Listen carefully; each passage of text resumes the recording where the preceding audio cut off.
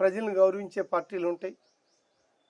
ప్రజ ప్రజలతో గెలిచి ప్రజలంటే లెక్క లేకుండా ప్రజాస్వామ్యానికి విరుద్ధంగా పనిచేసే పార్టీలు ఉంటాయి. మేము మొదటి నుంచి తెలుగుదేశం పార్టీలో ఉన్నా. ఈరోజు తెలుగుదేశం పార్టీ ఎంచుకుంది కాదండి, మా నాన్న మాకు ఇచ్చిన వారసత్వ సంపద తెలుగుదేశం పార్టీ. పార్టీలో తిరిగి రెండు యాక్టివ్గా అయినా జనతా పార్టీ తర్వాత తెలుగుదేశం పార్టీలో ఆయన ఉన్నారు. అప్పుడే ఆ జెండా మాకు ఇచ్చారు. అదేదో ఆయన ఆస్తులు మనకిచ్చినట్టుగా, అలాగే ప్రాపర్టీలు ఆయన సంపాదించినవి మనకిచ్చినట్లుగా తెలుగుదేశం జెండా కూడా మాకు ఇచ్చారండి. అది నేనైతే ఒక వారసత్వంగా తీసుకున్న ఆ వారసత్వ సంపదలాగా ఫీల్ అవుతా తెలుగుదేశం పార్టీ విషయంలో. అంటే మనం ఉమ్మడి గుంటూరు జిల్లా కోసం మాట్లాడుకుంటే 2 సీట్లు గెలుచుకున్నారు, ఉన్నాయని ఓడిపోయిన పరిస్థితి ఉంది. ఇక్కడ మీ నియోజకవర్గం దగ్గరికి వద్దాం. మీ నియోజకవర్గంలో కేవలం 2 దశాబ్దాల పాటు, అంటే 20 ఏళ్ల పాటు ఏమాత్రం అధికారం లేకుండా ఉన్న పార్టీ. మరి ఇప్పుడు ఎలా విజయం సాధ్యం అనుకుంటున్నారు?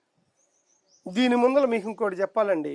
తెలుగుదేశం పార్టీ పుట్టాక 9 సార్లు ఎన్నికలు వస్తే 5 సార్లు కాంగ్రెస్ వైసీపీ పార్టీ గెలిచిన సందర్భం, 4 సార్లు తెలుగుదేశం పార్టీ గెలిచిన సందర్భం. మీరన్నట్టుగా గత 4 టైమ్స్ నుంచి మాత్రం మేము ఓడిపోతా వస్తున్నాం.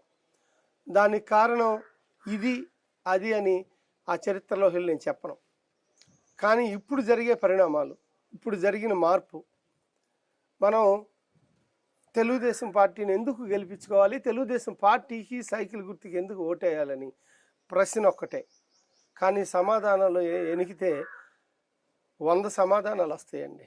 ఎందుకు తెలుగుదేశం పార్టీకి ఓటేయాలన్నది అందులో 2-3 విషయాలు నేను తెలియజేస్తా. ఒకటి, అవినీతి ప్రభుత్వాలు, ప్రజాస్వామ్యానికి విలువ లేకుండా ఎప్పుడు ఎదుటోళ్ళని ఇబ్బందులు పెడతాం, అర్హత లేని వ్యక్తులకి నెత్తి మీద పెట్టుకోవటం, మంచి పద్ధతులు అవలంబించకుండా ప్రజాస్వామ్యం విలువలు కాపాడకుండా తిరగటం, అనుకున్నది చేయటం, ప్రజా ఆస్తుల్ని కూలగొట్టడం. ఒక్కసారి ఓటేయాలి అనే విషయంలో పాపం నమ్మి ఓటేసిన ప్రజలు ఈరోజు అనవసరంగా ఓటేసాం, అబాసు పాలయ్యాం, అద్దాల ముందల నుంచుని వాళ్ళ చెప్పులతో వాళ్ళే కొట్టుకున్న పరిస్థితుల్ని ఎంతోమంది స్టేట్మెంట్ల ద్వారా మనం విన్నాం, చూసాం. రైతుల్ని కదపండి, సామాన్యులను కదపండి, కార్మికులను కదపండి, ఉద్యోగస్తులను కలపండి, వ్యాపారస్తులను కలపండి.